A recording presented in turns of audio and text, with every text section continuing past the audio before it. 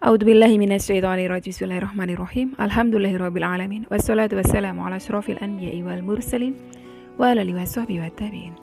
Rabbi shrah li sadri wa yassir li amri wahlul 'uqdatam min lisani yafqahu qawli. Allahumma sholli ala sayyidina Muhammad wa ala ali sayyidina Muhammad. Assalamualaikum warahmatullahi wabarakatuh. Sobat Winner semuanya yang dirahmati oleh Allah Subhanahu wa taala dimanapun berada. Saya mendoakan semoga sobat winnerku semuanya selalu dalam keadaan sehat walafiat, dilimpahi rezeki yang halal, yang berkah, yang thayyib, yang manfaat. Semoga sobat winnerku semuanya yang saat ini mungkin masih terlilit amanah-amanah hutang, baik riba maupun non-riba.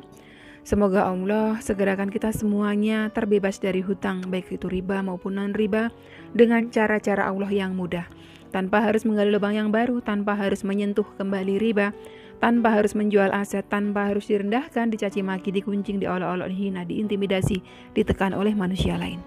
Semoga sobat winnerku semuanya yang saat ini mungkin sedang menghadapi kesulitan-kesulitan hidup, semoga Allah bukakan pintu-pintu kemudahan.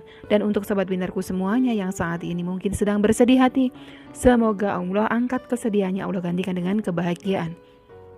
Buat sobat winnerku semuanya yang saat ini mungkin masih belum memiliki pasangan hidup, semoga Allah segerakan untuk menuju halal bersama dengan jodoh yang terbaik dari sisi Allah Subhanahu wa taala. Dan untuk sobat winnerku semuanya yang saat ini masih belum memiliki putra-putri, semoga Allah karuniakan putra-putri yang soleh-solehah. Untuk sobat winnerku semuanya yang saat ini masih berkutat dalam dosa riba, semoga Allah sentuh hatinya dengan hidayah sehingga mau berhijrah meninggalkan riba untuk selama-lamanya. Dan untuk sobat winnerku semuanya yang saat ini sedang berhijrah, semoga istiqomah hijrahnya. Semoga sobat winnerku semuanya saat ini mungkin memiliki hajat seperti saya, ingin berangkat haji maupun umroh. Semoga kita semuanya disegerakan Allah untuk bisa sampai ke tanah suci, menjalankan ibadah haji maupun umroh. Amin. Amin ya robbal alamin.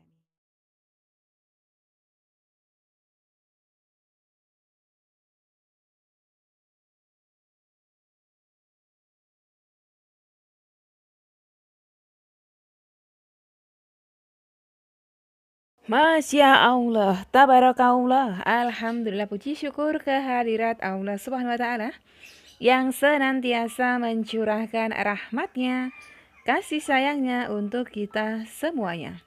Jangan lupa untuk selalu bersyukur sobat winnerku, apapun kondisi panjenengan. Dan selain bersyukur, untuk mendapatkan ridhonya Allah, kita harus selalu berbaik sangka kepada Rob kita.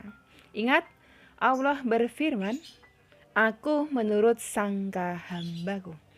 Jadi kalau kita berprasangka baik kepada Rob kita, niscaya kita juga akan mendapatkan kebaikan-kebaikan dari sisi Allah. Tapi kalau kita berburuk sangka, kita akan juga mendapatkan keburukan-keburukan pula. Aku menurut sangka hambaku.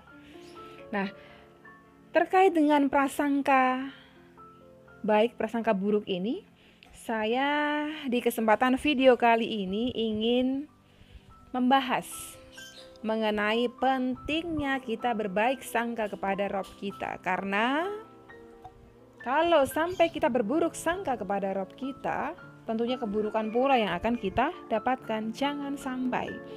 Jadi kemarin itu ada salah seorang penonton ya, yang beliau berkomentar, yang saya berharap panjenengan semuanya jangan sampai memiliki pikiran seperti ini. Karena pemikiran-pemikiran seperti ini itu akan sangat merugikan panjenengan.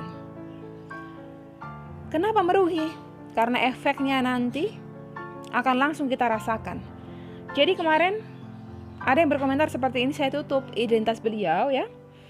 Antara percaya dan tidak, lihat orang-orang begitu gampangnya dapat uang berkat sholawat.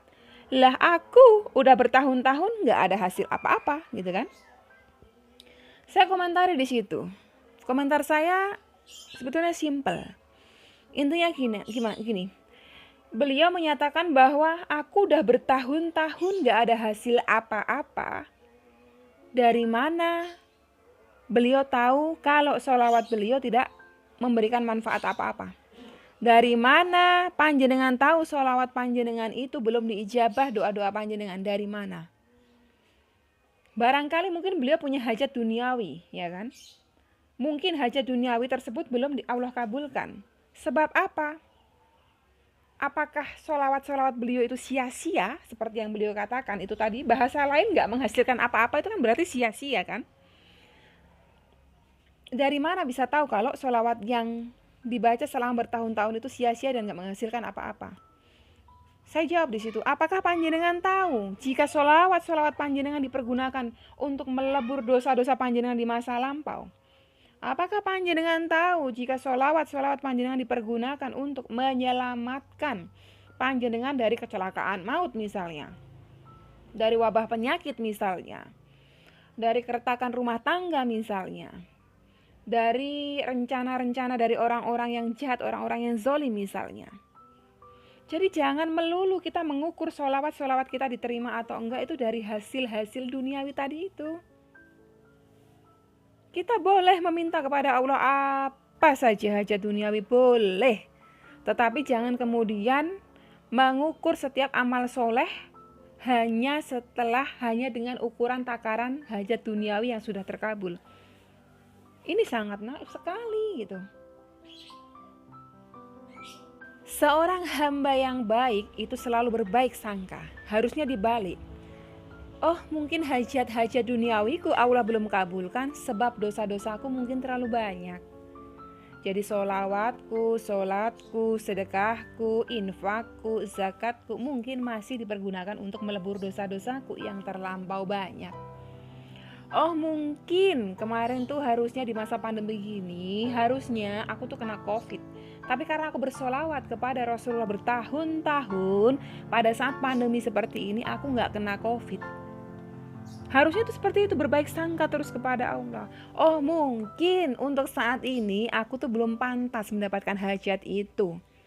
Tapi barangkali saja kemudian hari, setahun lagi, seminggu lagi, sebulan lagi, mungkin Allah akan izinkan aku dapat kemudahan seperti sahabat-sahabat yang lainnya.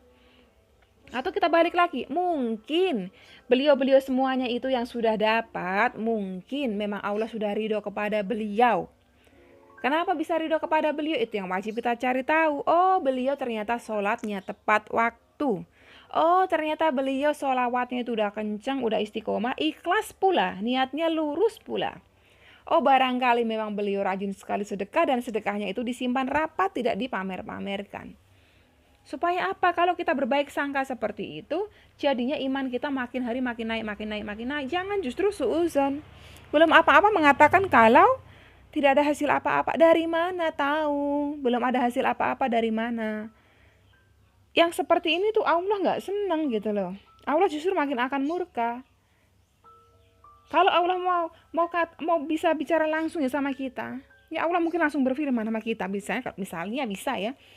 Dari mana kamu tahu kalau sholawatmu sia-sia? Selama ini kamu tak kasih pandangan yang bisa melihat dengan normal. Apakah itu gak satu nikmat? Udah berapa miliar, udah berapa ratus juta, harus operasi mata. Kamu tak kasih suaramu bisa keluar dengan leluasa, tak kasih penciumanmu masih berfungsi dengan leluasa. Apakah itu gak nikmat? Ini kalau Allah mau bicara kan sama kita, ya kan? Harusnya kita berpikir ke arah situ, jangan melulu karena kok enak banget, kok kesannya gampang banget itu misalnya kayak sahabat yang sering dapatkan, kok enak banget tuh Mbak Ainur, beneran gak tuh? Nah berarti udah apa? Udah suuzon sama dua.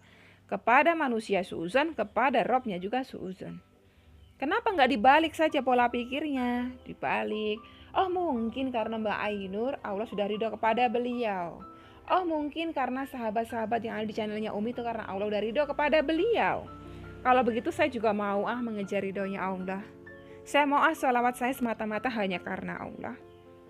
Ya, jadi jangan sekali-sekali kita berpikir bahwa sholawat kita, amal soleh kita sia-sia, jangan. Karena Allah menurut sangka hambanya berfirman dalam surah Al-Mu'min ayat 60, mintalah kepadaku, niscaya aku akan kabulkan.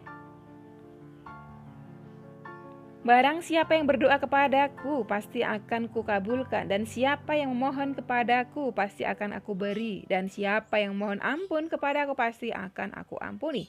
Hadis riwayat Bukhari. Itu firmannya Allah, ya kan?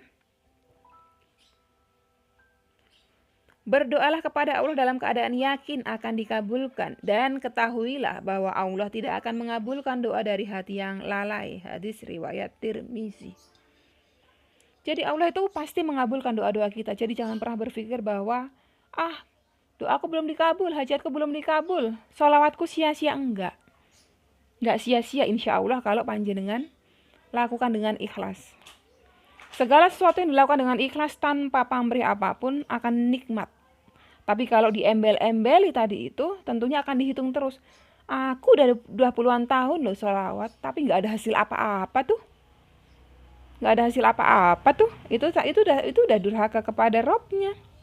Ditambah lagi kalau bener nggak tuh, wong aku aja yang udah bertahun-tahun nggak ada hasil apa-apa, nah itu udah suuzon pula. Suuzon kepada orang lain. Jadi bagaimana sebaiknya? Kalau kita mau hajat-hajat kita terkabul ya, kalau mau terkabul, satu, luruskan niat dalam setiap amal soleh. Udah. Niatnya apa Umi, yang lurus seperti apa? Lurus itu niatnya hanya mengharapkan ridhonya Allah. Saya mau bersolawat niatnya bagaimana? Niat mengharap ridhonya Allah udah. Kenapa bisa mengharapkan ridhonya Allah? Karena dengan ridhonya Allah lah segala hajat kita akan terkabul, segala kesulitan kita akan menjadi mudah, segala kesempitan kita akan menjadi lapang. Makanya harapkanlah saja ridhonya Allah. Kita kenapa bersolawat? Karena Allah perintahkan. Karena Allah perintahkan makanya saya lakukan supaya saya mendapatkan ridhonya Allah. Iya dong. Allah perintahkan kita terus kita patuhi, kita dapat ridhonya dong, iya kan? Iya, kita dapat ridhonya. Semua yang menjadi perintahnya Allah kepada hambanya kita lakukan. Kita lakukan niatnya awal satu. Saya hanya mengharap ridhonya Allah. Ya Allah ya Rabb, hamba mau bersedekah subuh hari ini 100.000. Hamba berharap dengan sedekah hamba ini engkau akan ridho kepada hamba ya Rabb. Baru satu, bermunajat sebutkan. Semoga engkau ridho kepada hamba dan mengabulkan hajat hamba. Yang ini. Boleh seperti itu. Tetapi setelah itu jangan diingat-ingat sudah sedekah 100.000. Jangan diingat-ingat sudah sholawat bertahun-tahun. Gak usah diingat-ingat lagi. Kalau bisa kita habis melakukan amal soleh kita lupakan. Tapi kita habis melakukan dosa kita ingat. Harusnya seperti itu. Kalau mau Allah ridho dan terkabul hajat.